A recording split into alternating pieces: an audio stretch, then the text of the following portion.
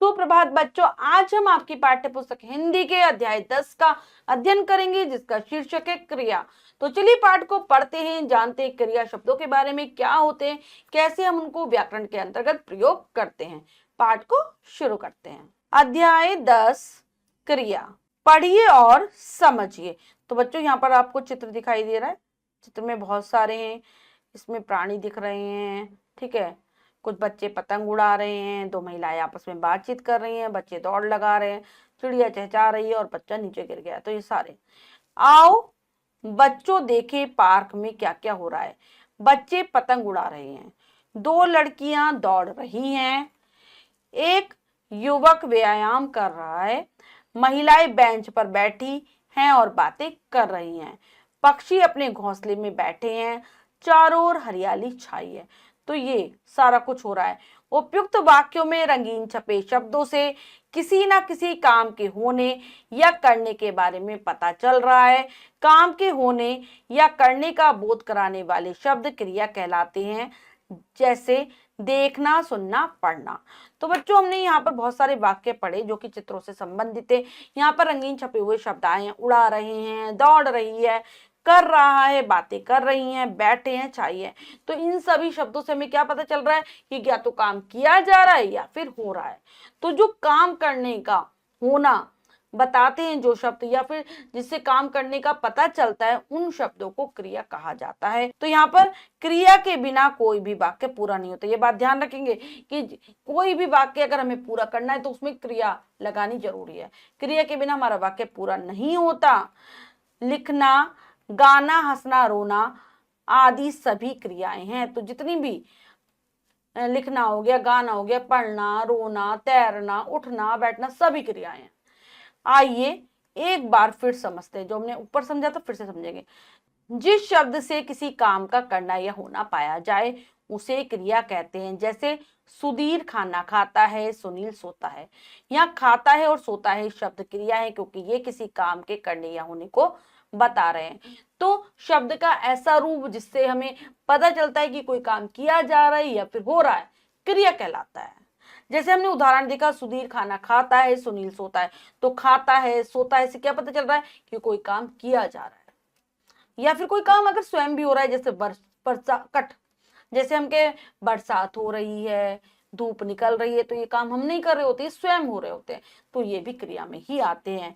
क्रिया का रूप लिंग के अनुसार बदलता है। जैसे, तो क्रिया भी अपना लिंग के अनुसार रूप बदलती है, जैसे कि संज्ञा बदलती है।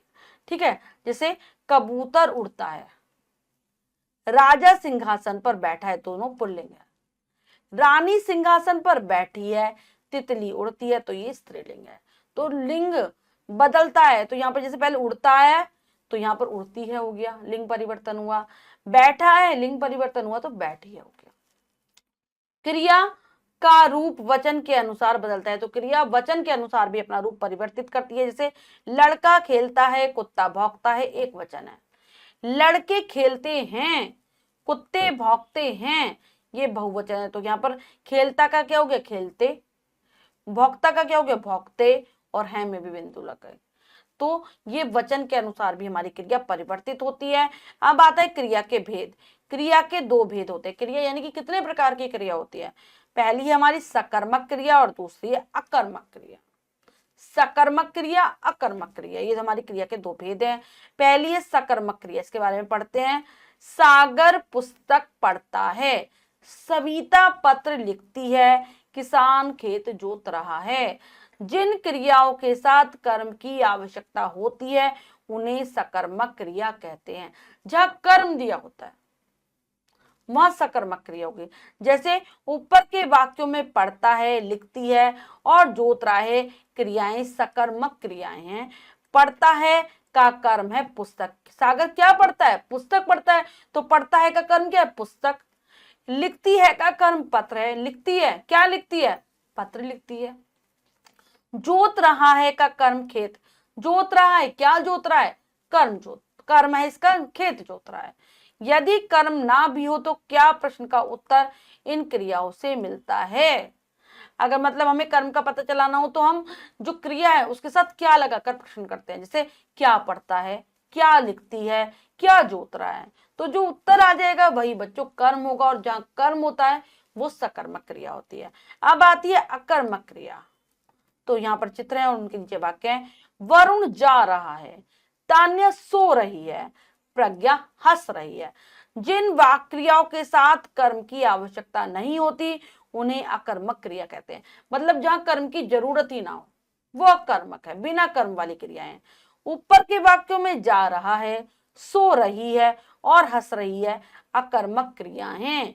यहाँ व्यापार का फल सीधा कर्ता पर पड़ रहा है, यहाँ कर्म नहीं है। क्या का उत्तर भी नहीं मिलता। तो यहाँ पर जो कर्ता है, काम को करने वाला है, वो क्रिया कर रहा है, कोई कर्म नहीं दिया गया, सीधा वो क्रिया कर रहा है। जैसे वरुण करता है, काम को करने वाला है, तान्या है काम को करने वाली, और प्रज्ञा है। तो ये जो क्रिया का प्रभाव सीधा करता यानी कि काम को करने वाले पर पड़ रहा है। और अगर हम क्या लगाकर प्रश्न करें तो उत्तर भी नहीं आएगा। जैसे जा रहा है, क्या जा रहा है, तो क्या का कोई मतलब ही नहीं है। सो रही है, क्या सो रही है। हंस रही है, क्या हंस रही है, नहीं। तो ये अकर्मक क्रिया होती है जहां कर्म नहीं होता। जा रहा है का कर्ता वरुण है, सो रही है का कर्ता तान्या है, हंस रही है का कर्ता प्रज्ञा है। तो ये हमारी अकर्मक क्रिया। जहां कर्म ना हो वह अकर्मक, जहां कर्म हो वह सकर्मक क्रिया होती है। बच्चों अब हमने जो भी पढ़ा उसको दोहराएंगे। आओ दोहराए। में से जिन शब्दों से किसी काम के करने या होने का पता चलता है उन्हें क्रिया कहते हैं। क्रिया के बिना कोई भी वाक्य पूरा नहीं होता, क्रिया के बिना वाक्य अधूरे रहते हैं। अब आता है क्रिया के दो भेद होते हैं। दो भेद हैं, सकर्मक और अकर्मक, ये दो भेद है। सकर्मक क्रिया के साथ कर्म आता है, अकर्मक क्रिया के साथ कर्म नहीं आता। हमने अच्छे से पाठ को दोहरा भी लिया है, समझकर पढ़ भी लिया है।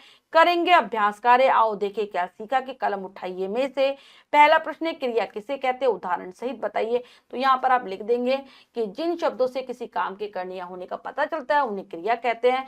उदाहरण, राम पढ़ता है, सीता जाती है। ठीक है, ये लिख देंगे। क्रिया के कितने भेद होते हैं, तो क्रिया के दो भेद होते हैं, सकर्मक क्रिया और अकर्मक क्रिया। इनके उदाहरण दे देंगे। सकर्मक क्रिया और अकर्मक क्रिया का अंतर उदाहरण द्वारा स्पष्ट कीजिए। तो अंतर बताएंगे कि जहां कर्म होता है वहां सकर्मक क्रिया होती है, जहां कर्म नहीं होता वहां अकर्मक क्रिया होती है। दोनों के उदाहरण दे देंगे। बच्चों लेखन का कार्य आप स्वयं करेंगे अपनी अभ्यास पुस्तिका में। अगला प्रश्न है, सोच विचार कर क्रिया का सही रूप लिखकर वाक्य को पूरा कीजिए। तो चलिए करते हैं। यहाँ पर कोष्टक में कुछ शब्द दिए गए हैं, उनसे हमें क्रिया का सही रूप बनाना है। बच्चों ने पाठ पढ़ा, पढ़ाया पढ़ना लिखा है तो पढ़ा। ठीक है। मुझे भूख रिक्त स्थान लगना लिखा है तो यहां लिखेंगे मुझे भूख लगी। मुझे भूख लगी है भी कर सकते हैं, मुझे भूख लगी है। मेहमानों ने खाना खाना तो मेहमानों ने खाना खाया। माता जी कपड़े सिलना लिखा है तो माता जी कपड़े सिल रही हैं।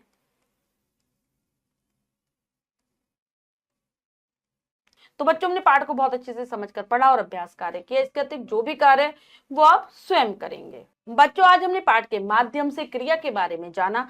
आशा करती हूँ यह पाठ आप बहुत अच्छे से समझ गए होंगे। पाठ को फिर से जरूर पढ़ेंगे। मिलते हैं अगली कक्षा में नए पाठ के साथ। तब तक के लिए स्वस्थ रहिए, प्रसन्न रहिए। धन्यवाद।